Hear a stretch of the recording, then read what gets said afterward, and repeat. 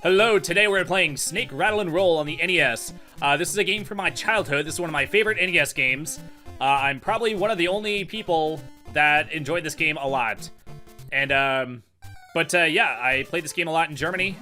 And, the controls take some getting used to. And, anyway, this first level is not, that hard. I might need to use save states. I'm gonna try not to, though. I did do a practice run of this. This game is, I'm pretty sure this game is considered hard, due to the controls, being weird.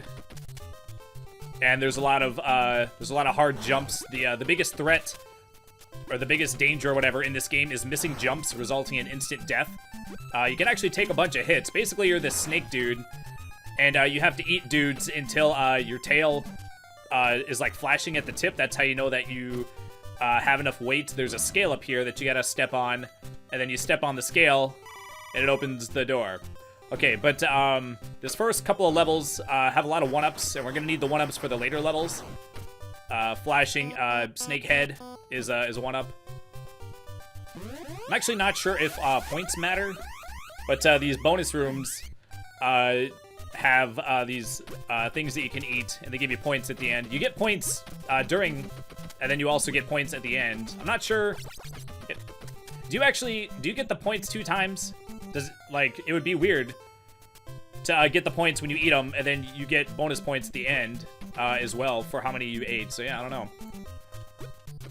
Okay, I'm pretty sure the points don't matter, though. Okay. Okay, this game is co-op, but it's actually even harder with 2 people, because you always have to worry about scrolling the screen. If you scroll the other person off, they die.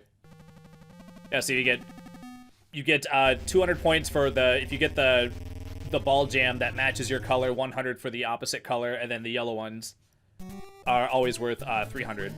And basically, ideally, you want to eat the ones that match your color. Player 2 will be purple, so that's why a lot of times you'll see a red one and then a purple one, like those 2 manholes that we got right there. It doesn't really matter, because every level has these things that spit them out infinitely, so it's not a super big deal. I think it's pretty cool. Each level, boy, I keep getting ahead of myself. I keep wanting to say like 8 things at once. I guess just to explain the game in case you haven't played it and you're just watching. These little ball things are called Nibbley Pibbleys, and basically you just have to eat them to gain weight. And the key gives you gives you like super speed. Most of the time it's not useful. The next level there is a use for it to help get to a warp. I'm gonna not use warps. If I end up getting game overs, I'll use warps to get back. I'm pretty sure there's no way to get that 1-up up there. One of the things that's cool about this game is that there's like one overall like atlas or whatever of the game. So if you see something that you can't reach, you'll be able to, basically we're ascending. So at one point you're probably gonna be able to see this from the next level. And you'll see more examples of it where there's stuff out of reach, and then on the next level we'll be able to reach it. Okay, so yeah, I mean, I don't know. I don't want to toot my own horn and say that I'm like good at this game. I did do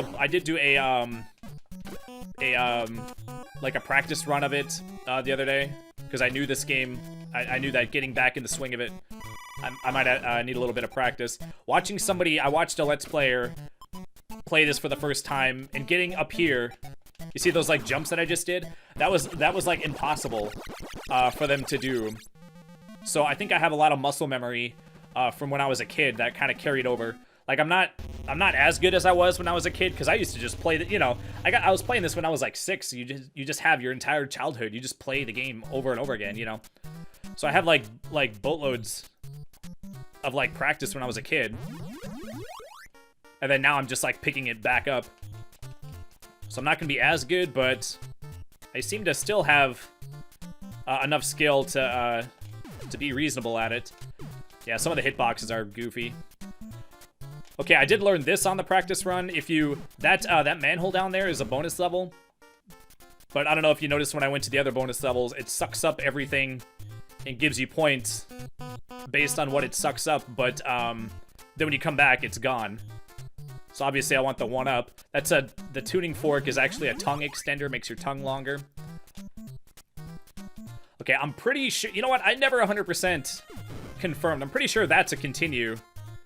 The little flashy face.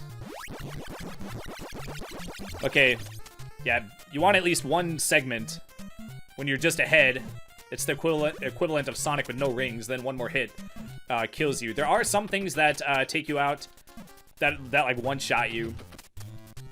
And also touching the spikes one-shots you. It's essentially like falling off the map or whatever. Okay, this is a trap. This reverses your direction, which of course... God dang it. Okay, basically I'm just gonna walk back and forth. Oh yeah, the diamond makes you invincible, but you still... Obviously, you still lose a life if you fall off or whatever. Okay, I was just waiting for it to wear off. Okay, so there's a lot of these goofy like diagonal isometric jumps that takes some getting used to. Once you get good at doing that, you're golden for the game. Until you get to the really hard levels.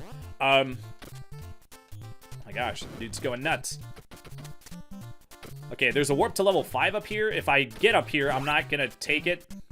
Yeah, see, making the second jump is actually like really hard. You need the speed. Oh man, you need the speed from the key to make it, and it's a limited time.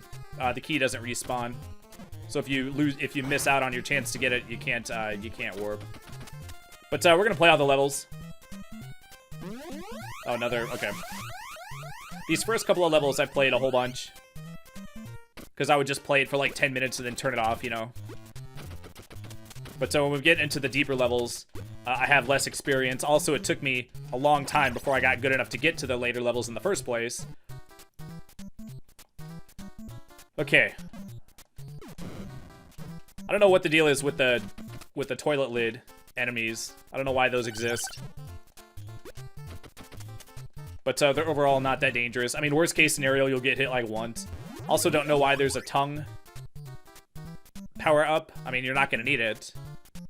You can see the scale that's from the level. I think that's from level 1 actually.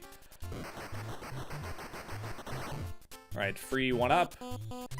Yeah, there are gonna be decoy 1-ups. They don't flash, but they start off looking like a 1-up, and then they turn into a bomb at the last second. So you do have to be careful. All right, 3 levels down. I was a little bit worried that my talking would affect my playing. Like I said, we're still at the kind of easy levels, so it hasn't, oh, excuse me, affected it too much yet. But yeah, getting to what I was saying earlier, oh man, I feel like this is not going to be useful. Once you get good at the isometric jumps or whatever, oh god dang it. Basically jumping and then changing directions in midair. Oh man, that's a fake one. Okay, I kind of want to take out this guy. I'm not sure if I can reach him from here. Man, you can also, actually, maybe I'll just jump. You can jump on the enemies, too. Sometimes the tongue detection is goofy, and when I don't have any segments, I feel a little bit more exposed. Okay, let's just hit this guy from here. Okay, I kind of want to get a Nibbley Pibbly before I go after... Try to, tongue that thing. You can tongue that thing to death. I'm pretty sure that's the only one of it in the game that shoots the little spines, the little needle jams. But yeah, I guess one of the other tangents that I was getting at is that I think it's cool how in every level they like change the Nibbley Pibbleys change forms. In the first one they just roll around. In the second one they have little springs. In the third one they're like runners. They got like little feet. And then this one they splat. You can't hit them when they're in their splatted form. You have to wait for them to go in the air where they turn back into balls. Okay, so basically, this is the place for you to gain all your weight or whatever, but then the issue is that if you get hit, you gotta go back and gain more weight, because since you need to have enough weight to activate the scale. Oh, no, I guess I was wrong. I guess there is a second one. I almost missed that jump, by the way.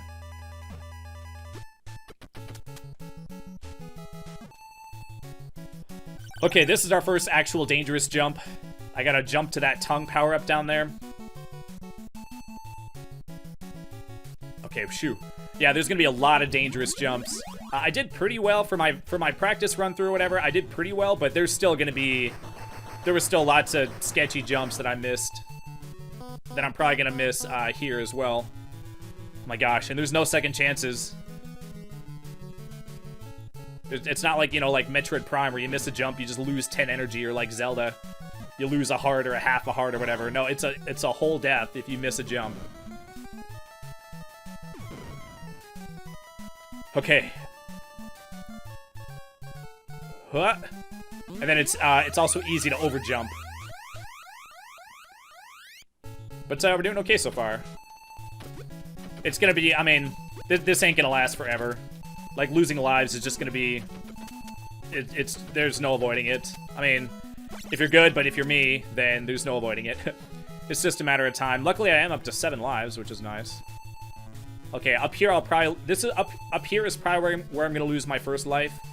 There is a trick to this, There is a trick to this section. I don't quite know what it is. These anvils are gonna fall from the sky. Okay, they land in the same spot, I guess. There is gonna be one that follows you, though. Oh, jeez. Oh, jeez. It's this one. The good news is that if you get hit, you can actually get the anvil to land on the thing and activate it if you don't have enough weight. And also, for some reason, when you're on the scale, if the thing hits you, it doesn't count as a death. So that's a nice little Easter egg, how they let you cheese it like that. Okay, level 4. Jeez, I think there's what? I think there's 10 levels plus a final level that's, I think, impossible without a turbo controller.